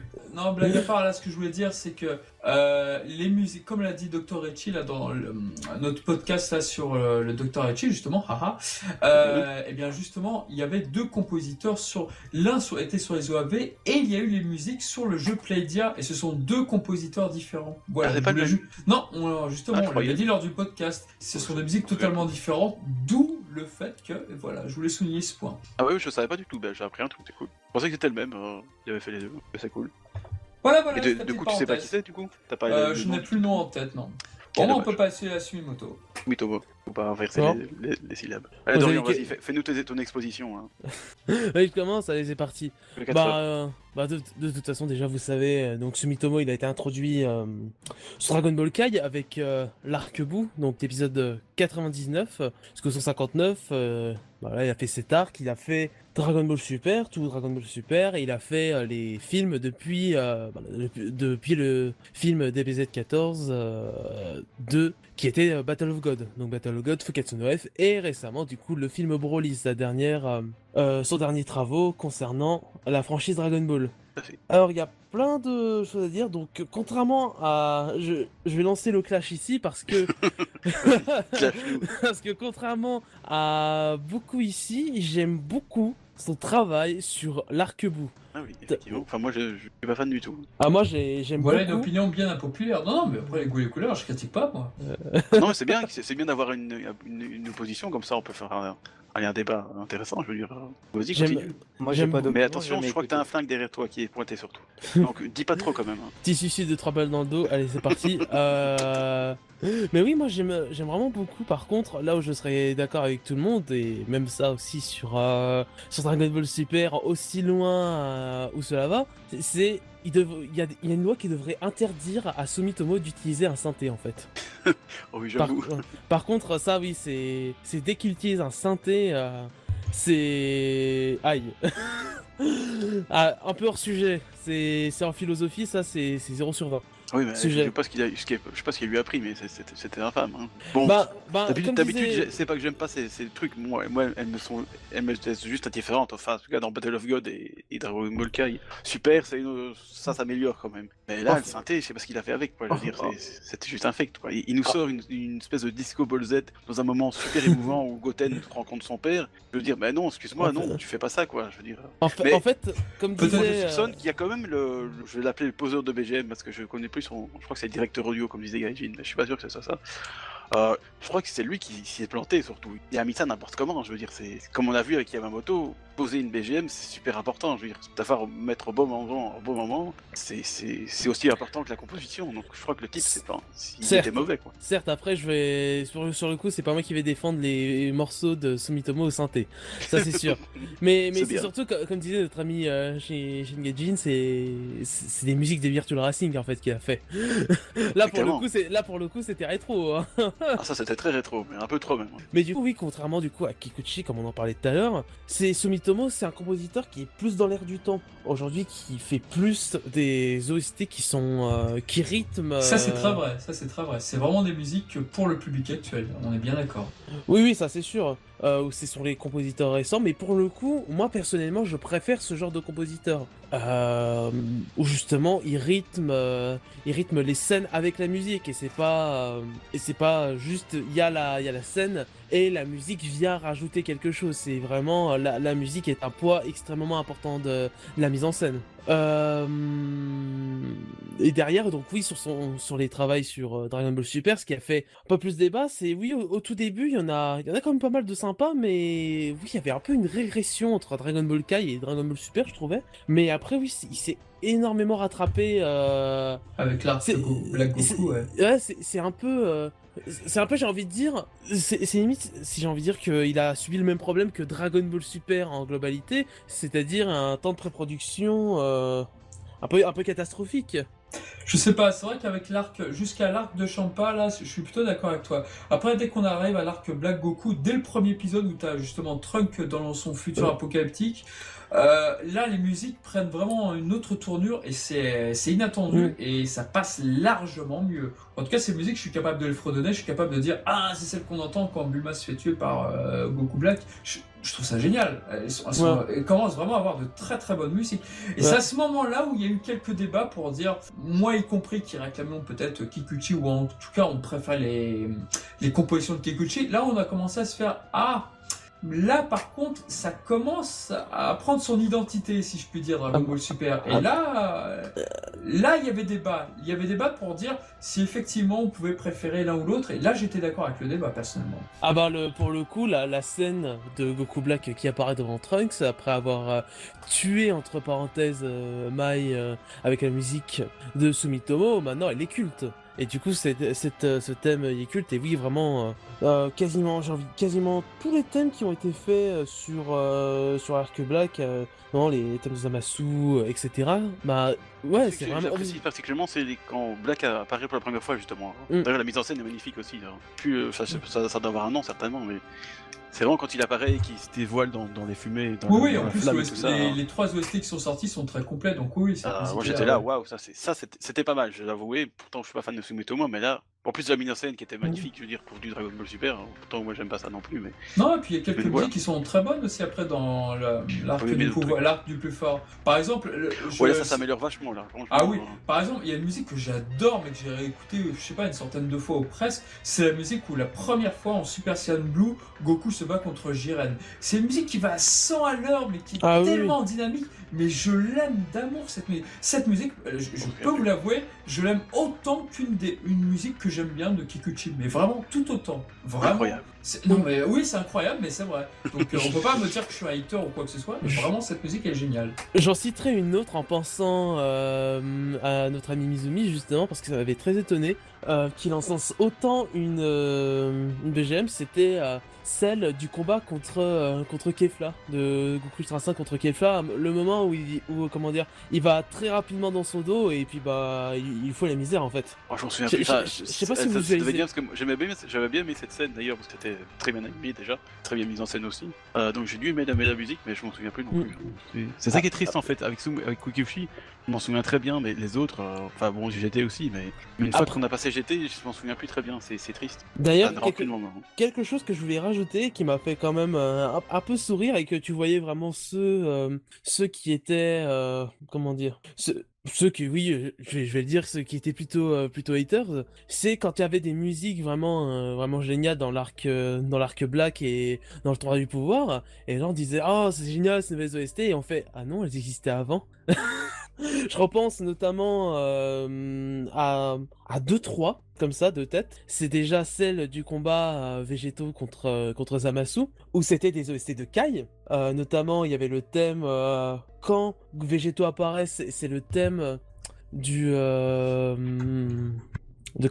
du Super Saiyan 3. Quand il commence à se battre, c'est le thème, je crois qu'il s'appelle No More, où justement Végétaux apparaît dans Kai, et aussi quand Ultimate Gohan fait face à Boo. Et puis même avant quand ils sont en train de discuter pour fusionner, je crois que c'est une OST de Kai, mais ça j'ai un petit doute encore sur celle-là. Et l'autre à laquelle je repensais, c'est le combat de Goku, enfin surtout quand Goku passe en Super Saiyan Blue face à Basile, Super Saiyan Blue Kaioken, et il y a plein de gens qui disaient ah c'est vraiment cool cette nouvelle OST, etc. Alors que non, c'était l'OST du Super Saiyan Blue qu'on avait depuis le début, enfin qu'on a vu à la première transformation de Goku dans l'arc Fuketsu no F. Et même encore une, c'est la dernière dont je me rappelle là, c'est la fameuse scène où Beerus Akai Zamasu justement, où cette scène on l'a depuis l'arc, enfin cette OST on l'avait depuis l'arc BOG, Battle of God. Comme quoi, ça tombe sur une question de placement aussi, quoi. C'est exactement ce que je veux dire. Comme quoi, le placement est très important. Et la manière dont tu mets en valeur la musique sont très importantes. Par exemple, le film Broly, tu vois, il y a certaines musiques de Sumimoto, je les ai vraiment redécouvertes avec l'OST. Parce que je trouvais que dans le film lui-même, certaines passaient inaperçues, et quand je les ai réécoutées, j'ai fait putain, mais elle est géniale en fait cette musique-là, et à quel moment des fois, c'est important. Ah bah, pas des fois, c'est tout le temps. Voilà, c'est ça. Et je pense que sur le film Broly, d'ailleurs, on peut en parler. L'OST qui a dû sûrement le plus nous marquer tous, je pense que celle où c'est unanime, c'est la destruction de la planète Vegeta et tout ce qu'il y a avant, quoi. C'est magnifique, c'était. Ouais, c'est vrai, le passage est très réussi là-dessus, j'aime bien moi aussi. Puis, tout est magnifique dans ce passage en fait, on n'a pas refait une review du film, mais tout est magnifique dans ce passage. Et c'est vrai que là c'est vraiment, je crois que c'est la première fois où j'ai vraiment adoré une musique de Sumitomo, je veux dire, dans le sens, vraiment, pas juste, ah oui c'est ça. Ah oui, vraiment, même dans la fin de Dragon Ball Super, t'avais pas... Oui mais non, mais Dragon Ball Super, je suis hermétique à... D'ailleurs, j'y arrive pas. Quoique, celle de Beerus là, qui fait un peu, je peux dire égyptien, c'est C'est souvent attribué à Beerus. Celle-là, je l'aime bien encore, tu vois. Mais c'est juste, elle est sympathique. Par ailleurs que celle dans DBS Broly, où justement, cette fin dramatique de la planète, là, j'ai vraiment beaucoup apprécié. C'est la première fois. Donc, voilà. D'ailleurs, il y a une BGM qui n'a jamais été utilisée quand on avait eu les leaks des... Enfin non, pas les leaks, je crois ils sont juste sortis. Les albums de l'OST de Dragon Ball Super, on en avait une justement. Et si ça avait d'abord été des leaks. Et après on a eu les albums assez rapidement. Toujours d'abord un leak. Hein. Oui, oui. C'était vite de nos jours. Enfin là, j'avais un petit doute, mais si, il y avait bien eu des leaks, mais c'était des trucs officiels où c'était des petits extraits de 30 secondes qu'on pouvait trouver sur les sites d'achat japonais. Ah ouais, non, Je sais plus quel exactement. Oui, voilà. C'est un peu un leak officiel, quoi. Voilà, c'est ça, quoi. C'est plus maladresse. Un extrait, tout simplement. D'accord. Et il y en avait une où j'étais sûr qu'ils allaient l'utiliser pour la scène de l'Ultra Instinct maîtrisé, justement. Et je suis très déçu qu'ils l'ont pas utilisé et elle a pas été du tout été utilisée, justement. Alors, faut que je retrouve le nom, mais je crois que c'est quelque chose comme Limit Break, voilà, elle s'appelle comme ça. Ah oui, je crois que ça me dit quelque chose. C'est une des dernières, enfin c'est la... Même j'ai le numéro, c'est la 27e OST du, Merci. du deuxième disque, du dernier album de l'OST de Dragon Ball Super. Est-ce que t'as le code barre aussi? Yes, alors je te donne ça. Merci, c'est gentil. Non, mais oui, c'est vrai qu'à la limite, ils auraient pu appeler à la place de cette espèce d'infâme insert song qu'ils ont mis là. Mais pour le coup, oui, c'est les Go Broly Gogo, c'est vraiment celles qui ont fait un peu le plus débat. Moi, personnellement, j'ai adoré. Ah oui. J'ai adoré ce parti pris des... comment dire? Ouais, c'est vrai que ça ressemble beaucoup à Akira, c'est vrai que ça, on peut pas le nier. Moi j'ai pensé à Power Rangers, c'était peut-être raté l'effet de... Pas chez moi en tout cas. En fait... Power Rangers, tout.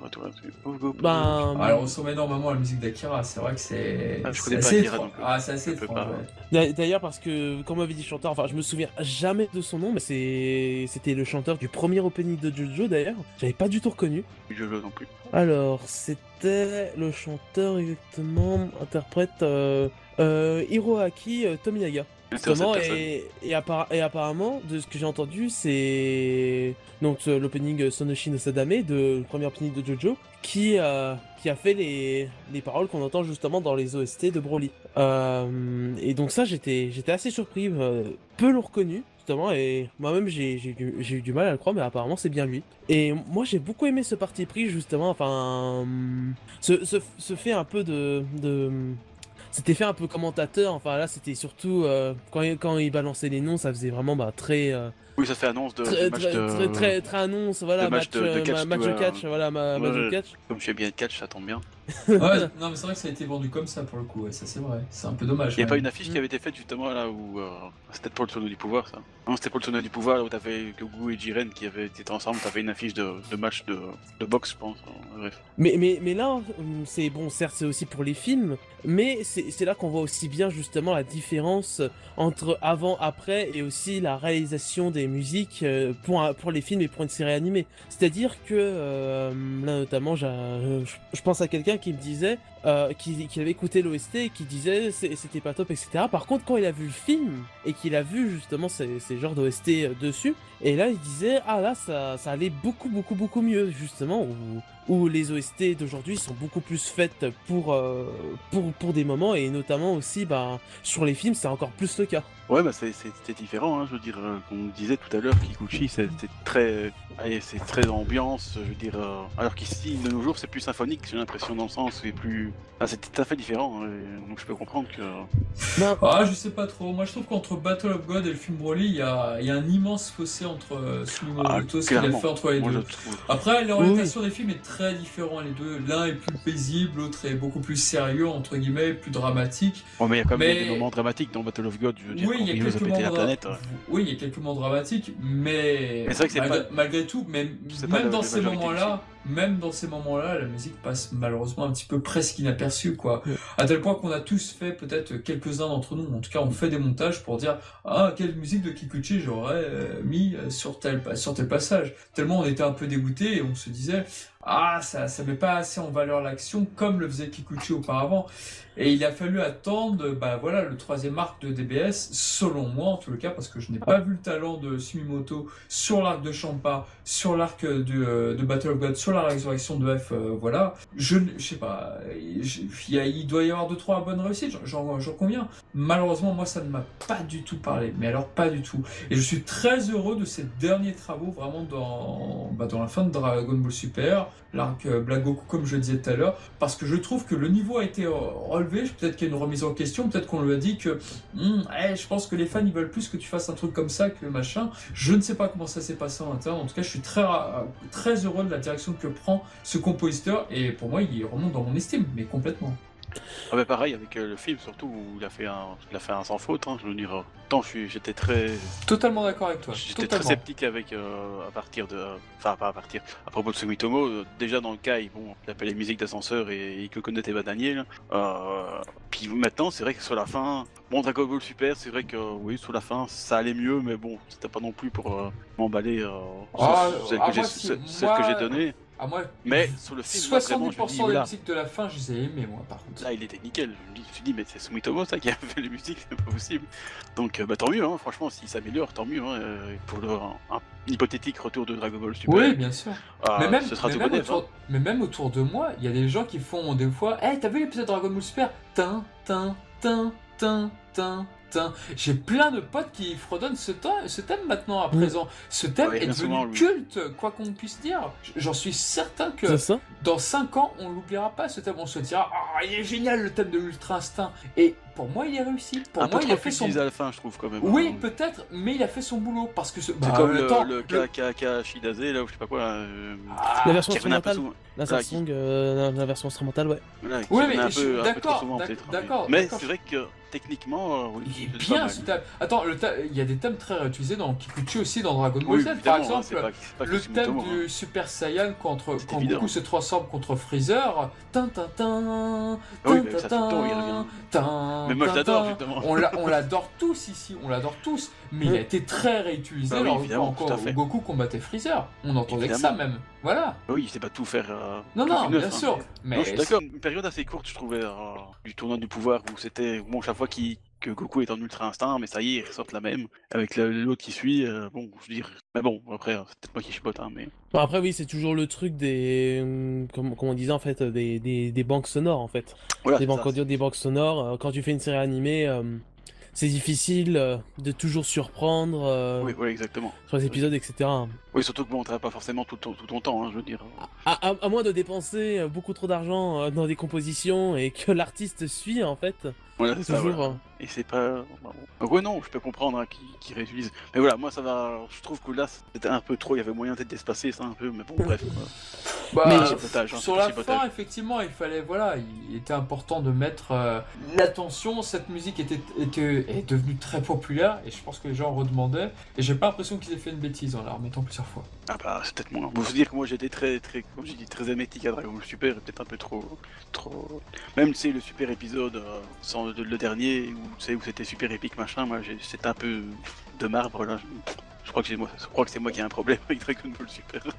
Non, mais après, les couleurs, voilà. C'est mon film de Broly, même si je suis un peu mitigé, mais j'ai été plus réceptif à Sumitomo dans le film de Broly, et même au film lui-même, que dans Dragon Ball Super, quoi. Donc peut-être moi qui avait un problème avec Super, j'en sais pas. Mais là, par exemple, il suffit de voir, enfin, si on peut voir la popularité, il y a un indice, par exemple, on va juste sur YouTube, on tape Dragon Ball Super OST, ou même Dragon Ball OST tout court, et là, par exemple, j'en prends une qui a été très appréciée du film Broly, c'est celle du combat contre Gogeta et Broly. Ou par exemple, là, il suffit de voir 4,4 millions de vues, quand même. Ah, c'est pas mal, hein. J'espère que le type a monétisé, hein. Pour 51 000 pouces bleus, 911 pouces rouges, voilà, c'est...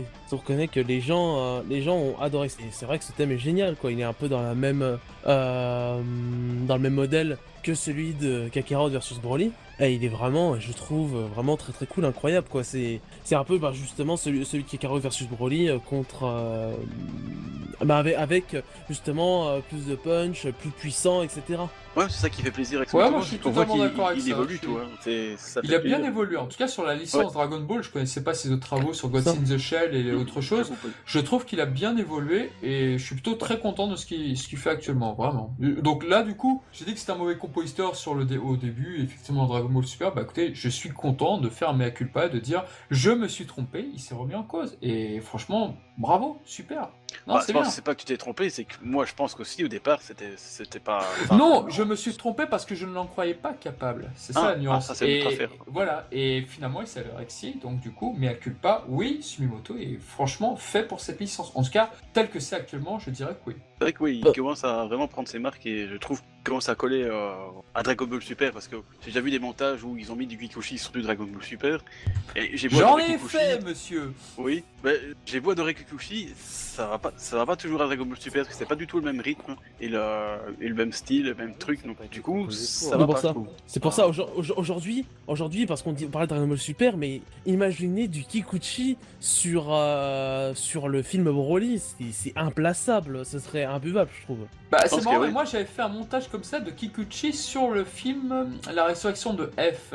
Bah peut-être que je suis aveuglé ou vous allez me dire des trucs, je sais pas ce que vous voulez, mais en tous les cas sur la Résurrection de F, bah maintenant que j'ai fait mon montage, je n'arrive plus quand j'écoute la musique de Sumimoto, ça me fait bizarre, je me fais ça marche très bien, hein. J'ai vu des montages où c'était sur Battle of God notamment, c'était vachement mieux que Mutomo, mais c'est beaucoup plus difficile de placer du Kikuchi. Oui, je suis d'accord. FNF, j'ai jamais entendu, enfin j'ai pas vu. Par contre, des montages qui... non, j'ai pas vu des montages Kikuchi, calme-toi. Calme-toi. Mais par contre, quand je vois régulièrement, désolé à notre cher ami qui joue fait souvent, je sais plus son nom exactement sur Twitter. Ah, c'est Piccolo Dai Mayonnaise, non? C'est lui qui fait. Voilà, il en fait souvent. Et qui met aussi les. On va dire, mince, j'ai perdu le nom. Les bruitages. Les SFX, quoi. Qui met aussi les images au complet, des travelling au complet, souvent. Oui, il fait des recollages en trucs. Voilà, des recollages. Oui, c'est très très bien. Allez voir ce qu'il fait. Mais par exemple, souvent quand il fait des trucs avec des VS, il y a plein de gens qui font incroyable, c'est incroyable et tout. Et moi je suis en mode non. Non. Non.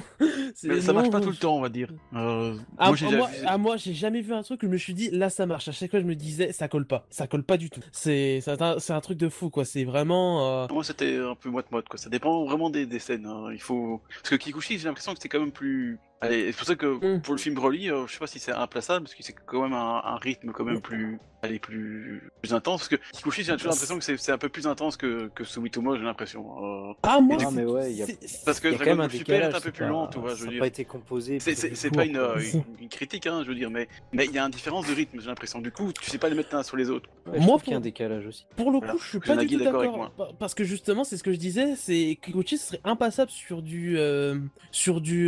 Broly, parce que certes, la musique a été faite par Sumitomo, pour Sumitomo, c'est dans ce cas-là. Alors, mais je parle dans le sens que, par exemple, quand tu prends les musiques, comment dire, ce qu'a fait Kikuchi n'est pas assez rythmé, pas assez intense niveau rythme pour le film Broly, justement. C'est vrai qu'à un moment, ça part vraiment dans... Ouais, ça pourrait le devenir. Ce mec-là pourrait s'adapter. Il aurait fallu des morceaux plus rapides, effectivement. Ouais, mais non, c'est vrai que ça pète pas tort, effectivement. C'est ça, mais par rapport à ce qu'il a fait, genre j'ai en tête notamment les moments très, très intenses du combat Vegeta contre Broly, je me dis, c'est impossible d'avoir du Kikuchi là-dessus, c'est vraiment, je ne vois pas. Il pourrait s'adapter, il y a des musiques beaucoup plus rapides de Kikuchi, ou alors il fait des variations plus rapides. Par exemple, dans le film Bio Broly, lorsque Goten et Trunk attaquent justement le Bio Broly, là, c'est le thème du Super Saiyan qui a été remanié, mais en version plus rapide, justement. Ce thème-là, il est parfait, il est génial, donc... Et comme le film est très bien. Oui, le film est très bien.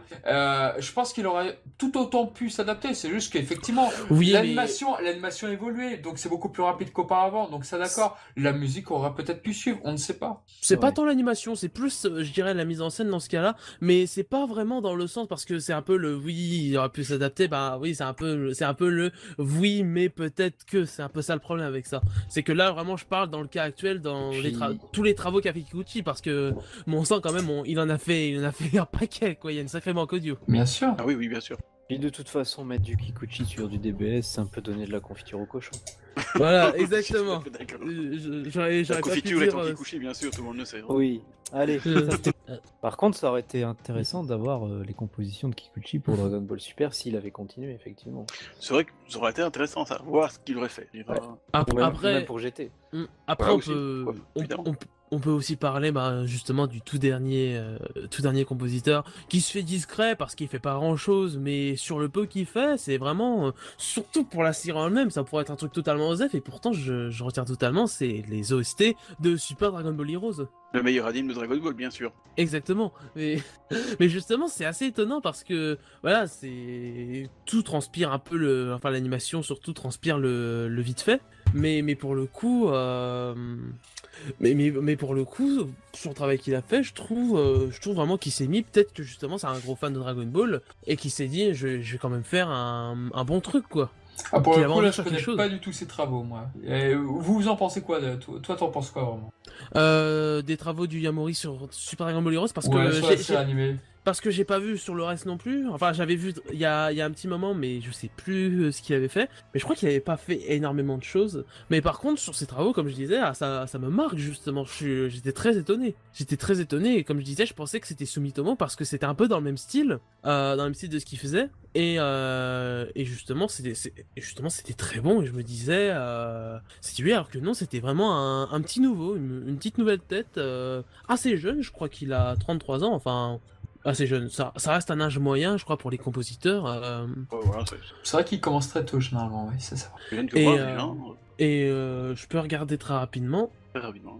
Alors, moi, j'avoue que j'ai vu l'épisode 9 de Ah, Super Dragon Ball Heroes, et il faut vous dire que les musiques sont pas forcément... Ah oui, bah voilà, Pas forcément. j'ai retrouvé. Il a quasiment rien fait, c'est un truc de ouf. Allez. C'est justement, c'est un petit nouveau, et c'est pour ça, j'adore voir ces nouvelles têtes. Je reprendrai l'exemple du compositeur de One Punch Man. Je retrouve son nom, c'était Miyazaki Makoto, qui sort de nulle part et qui pond une OST, je sais pas s'il avait écouté, mais vraiment incroyable. Ouais, bah, Punchman, Et là- c'était très beau. Et là, par Oui. exemple, je regarde pour Yu Yamori, il a juste fait pour un film un drama, je dirais Jap, en 2009 qui s'appelle Rome, avec un S à la fin, et Romes. des choses sur la licence Seitokai Yukin no Domo. Hein? Donc je sais pas du tout ce que c'est pour le coup. Non plus. D'accord. Oui, donc il a le seul truc vraiment connu ici, c'est Dragon Ball Heroes, donc du coup, bah, c'est bien. À la limite, peut-être qu'il pourra monter. Ouais, peut-être qu'après, ça marche Ouais, je comme connais ça. pas très bien ses travaux, donc C'est un beau difficile à dire. tremplin pour lui, qui sait, surtout si ça C'est- marche. C'est ça, comme je disais, c'est que si un jour Sumitomo rend le tablier, peut-être que ce sera à lui la future, la quatrième grosse tête de Voilà, c'est peut-être bien de savoir qu'il y, Dragon Ball. il y a le relève derrière. Quoi. Bon, Sumitomo, il a l'air quand même encore C'est ça. assez Oui, jeune, il est un peu encore nul. jeune, Sumitomo, donc Bah, je pense qu'il a encore le temps. Après, je veux faire juste la toute petite partie du fantasme que j'ai Ouh. pour finir. Attention, Après, je pense qu'après, les jeunes, écartez-vous de l'écran, il faut des cochonneries. Vas-y, Dorian. non, c'est qu'en compositeur que je rêverais pour Dragon Ball parce que je trouve que ça peut aller, mais Kenji ça donne- Kawai. Kenji Kawai. Non, je Non. crois que j'ai une idée de ce que tu vas dire. Ah, bon. Oui, je pense que tu sais, parce que ça pourrait vraiment donner une nouvelle facette carrément à Dragon Ball, c'est Hiroyuki Sawano, Je le qui savais. est le plus grand compositeur du monde, faut qu'on Pour- se le dise. Et il fait quoi Alors, il a fait des Ah, il petits fait quelques trucs, hein, quand même. genre Shingeki no Kyojin sur l'attaque des titans, Kill la Kill, Guilty Crown, Aldona Zero, Cabaneri of the Iron Fortress, vraiment des petits travaux. Hein. Ouais. Il a pas fait. je Nanatsu- connais aucun par l'attaque Les des 7 PC Titans. Capitaux, Putain, c'est je pas suis lui vieux. aussi, hein. Putain, je suis vieux, moi. Nanatsu no Taizai, c'est pas lui aussi, par hasard Je Bah, c'est ce sais qu'il a plus. dit. Non, l'attaque des Titans, c'est lui ou pas? Oui, ça Oui, c'est oui, lui, ça Shingeki c'est no Kyojin, oui. Ouais. Voilà, non, je pense avec un autre truc. Notamment, ça reste ses plus gros travaux sur SNK. Après, mais il fait régulièrement des trucs, mais c'est vraiment pour moi personnellement, c'est mon compositeur préféré dans le monde aujourd'hui. Ah ouais? Ah oui, On se c'est voit, vraiment, il transmet des émotions, mais vraiment incroyables via ses OST qui sont extrêmement puissantes. Et c'est pour ça, je me dis, il sait faire quelque chose de puissant, de rythmé, de dramatique. C'est vraiment, il sait faire énormément de choses et je me dis sur du Dragon Ball, voire même j'avais vu quelques petits montages de ces travaux sur du Dragon Ball Z et je me disais mais ça passe incroyablement bien quoi. Ouais, moi, c'est vrai que j'ai déjà écouté quelques compositions Faut voir. de Sanano. Je et connais c'est vrai malheureusement que, pas assez. franchement, et ça passe bien. Hein. Ah, Je peux dire. Je vous conseille très fortement Ah et bon. à tous ceux qui écoutent d'aller écouter du Sawano. Hein. C'est vraiment un Approuvé par régal Mister pour les Dorian. oreilles. Ah mais oui, mais c'est un régal pour les oreilles. C'est celui que j'écoute le plus. Hein. Sur Eh, l'anime ça que donne j'ai envie. regardé, Ah, bah, je sais plus regarderai, qui c'était. j'écouterai ça. Non, c'était pas le Seraph of the End, je suis pas sûr que c'est lui. Ok. Bah, je pense que malheureusement, on a peut-être, ou malheureusement, ou heureusement, je ne sais pas, mais peut-être qu'on a fait le tour. Donc, juste pour savoir, si vous devez faire un top 3, 4 des meilleurs compositeurs sur Dragon Ball, ça serait qui? Bah, Shuan-Guan, toi, pour commencer, tu mettrais qui en premier? Ah, bah Kikuchi, forcément. Hein. Ensuite, en Ça, deuxième. Ça, c'est clair. Ouais. Alors, en deuxième, difficile, hein, parce que derrière, moi, je vois ici la liste qui était faite par Dorian. Ouais. Ouais, je crois que je mettrais encore Tokunaga quand même, hein, parce que. D'accord, en deuxième, tu Ah le ouais. mettrais. Donc, Ouais, ouais, parce que bon, les autres, Hiroshi Takaki a fait des bons trucs, mais il n'a pas fait énormément de trucs, hein, je veux dire, ça a été très bref. Pourtant, j'aimais beaucoup ce qu'il a fait dans ces Et trucs, et c'est très dommage. J'aurais aimé vraiment le retrouver beaucoup ouais, plus. moi aussi. Et comme Keiju Ichikawa, il a fait juste, que j'ai beaucoup aimé aussi, mais voilà, c'est pas assez, il n'y a pas assez de trucs pour vraiment les mettre. Donc ouais, Tokunaga, et puis après, je mettrais. Allez, à égalité, je pense que je vais quand même mettre Ishikawa et Takaki parce qu'ils ont vraiment fait des trucs qui m'ont plu. Puis ensuite, Sumitomo quand même, parce que malgré que je n'aimais pas son style sur Kai et puis Bog, j'allais Battle of God. Yes. Oui, Bog, c'est pas grave. Oh, le pog. J'ai écrit Bog sur internet, où j'ai dit Bog, je Bog. De l'an 2000. Voilà, exactement. Du coup, mais comme je trouve qu'il s'améliore vraiment grandement depuis ces derniers temps, on va lui donner une petite place, je veux dire, Sur le podium. d'encouragement, Vanny. Ok. Puis après, Yamamoto, je suis désolé, mais. C'est un top 3, monsieur. C'était un top 3. Quand même, j'ai pas aimé ces trucs sur Kai, et quand il travaillait comme arrangeur sur Dragon Ball Z, c'était très bien, mais en tant que compositeur lui-même, j'ai pas aimé ses compositions. Non, Bon, bah, tant pis. je Même le pas mets celle très de bien Mary là. Trunks. Non, je le mets là en dessous du tapis qu'on ne voit pas. Oh. Un peu opinion Moi, je trouvais impopulaire. vraiment à côté de la plaque. Je veux dire, mais j'étais vraiment. Et en plus, il a fait un truc bidon sur la transformation de Gohan en Super Saiyan 2. Je Je ne crois qu'il m'attendais le jamais. déteste. Ah Bon, d'accord, j'ai compris pourquoi. voilà. Tu Kusa, comprends toi, pourquoi et toi, Kusa, rapidement. Kikuchi. D'accord. Bon. Non, en C'est vrai, fanboy en, aussi. en vrai, Kishi en premier, forcément. Ouais. En second, c'est un peu compliqué, mais Yamamoto, j'aimais beaucoup, surtout sur les jeux, en fait. C'est partie de mes musiques préférées. Mais bon, c'est vrai qu'il y a la carte plagiat qui le fait un peu descendre. Et je vais peut-être le descendre en troisième. Et en Heureusement que c'est pas deuxième, la carte prison. Sumitomo actuel, parce qu'effectivement, ce qu'il fait actuellement, je préfère. Avant, c'était un peu insipide. Alors, il y a quand même quelque chose que j'arrive à retenir. Et il a du potentiel, il peut s'améliorer. Donc, enfin, déjà, il s'améliore. Il peut encore s'améliorer. Donc, ouais, je mettrai ces trois-là. D'accord. Et toi, Mr. Dorian? Alors, ça, c'est le truc qui fait toujours criser tout le monde. Bon, déjà, je vais quand même commencer par dire que les trois grosses têtes, c'est très compliqué de faire un classement. J'adore tout.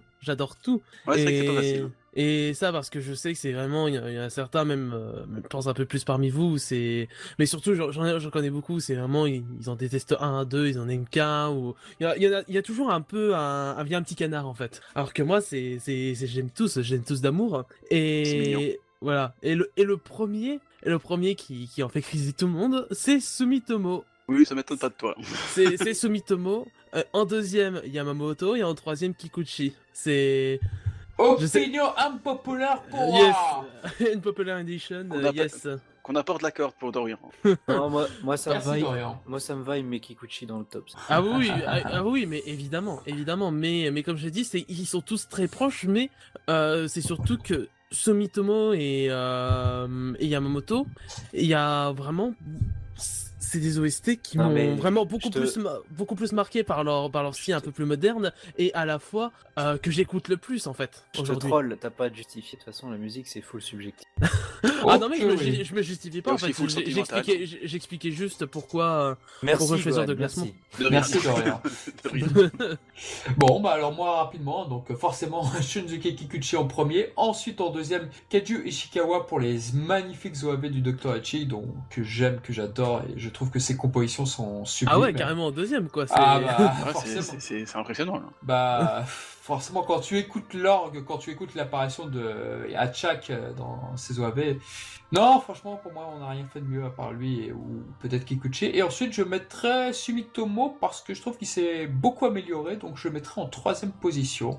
Pour moi, il surpasse peut-être maintenant Yamamoto parce que bon, bah, il y a la carte plagiat comme l'a dit Kusa, et je pense que j'ai préféré les dernières compositions de Sumitomo à ce qu'avait fait Yamamoto sur Kai, que pourtant j'avais pourtant bien aimé à l'époque. Mais bon. Voilà, voilà. Pour Charnek, en fait, Ishikawa, c'est un peu le lycéen qui est jamais venu de l'année, qui vient au bac et pourtant qui finit deuxième de promotion. C'est un peu Un ça. peu ça, ouais. Ouais. Ce type est très sous-estimé, mais il a pas fait tant de choses que ça. C'est dommage, Ça. quoi. Le gars, on l'a C'est- jamais vu en cours, il a la mention. Ouais. C'est ça. Ouais, quoi. Ouais. Non, Il c'est fait ça au très talent, dommage. il fait ça au talent, voilà. Mais je vous invite vraiment à réécouter les OAV du Dr. Rechi. Alors Bah malheureusement, oui, tu m'as donné envie de réécouter parce que. malheureusement, officiellement, ce n'est pas possible parce je m'en que souviens bah, pas. voilà. Mais elles sont vraiment terribles. Le thème où Freezer apparaît avec les autres guerriers fantômes, c'est parfait. Et puis voilà, l'apparition d'Hatchak, c'est parfait. La mise en scène est parfaite. Merci Yamauchi d'avoir choisi ce compositeur. Merci. Et je remarque qu'il y a personne qui a mis Tokunaga que moi, je suis triste. Bah oui, Le effectivement. Ah, je l'aurais Ah mis. ben. Franchement, je l'aurais mis en 4, tu vois. Ah. Ah, c'est déjà bien. Moi, en 4ème, là-bas, ça se serait battu entre Takaki et Mori. Moi, j'aurais mis tout en Ouais. bas, personnellement. Ah là là, Désolé. bien compris. Désolé. Bon, bah en tout cas, merci beaucoup Dorian pour tes énormes connaissances sur le sujet. Donc, Oui, j'avoue. Ah, Mm. non. Tous les merci, spécialistes merci. sont mis Voilà. devant, hein. On vous mettra un lien pour sa chaîne YouTube, donc si vous voulez la voir, ou si vous voulez voir sa dernière vidéo, comment a été élaboré un animé. Non, c'est ta dernière ou t'en as fait Oh d'autres? non, non, ça fait un Non, c'est moment. pas la dernière, ça. Ça fait un moment, mais oui, ça reste la plus grosse vidéo que j'ai fait sur ma chaîne actuellement. Complètement. Mettez La des plus pouces ambitieuse, bleus dirons-nous. et partagez. Partagez s'il vous plaît sa vidéo. Ça Ça fait marche. YouTube Bon, donné. bah, écoutez, pour les autres, on se dit rendez-vous pour la prochaine fois. Et puis, bon, bah, à bientôt. Ciao. Salut. Salut. Salut à tous.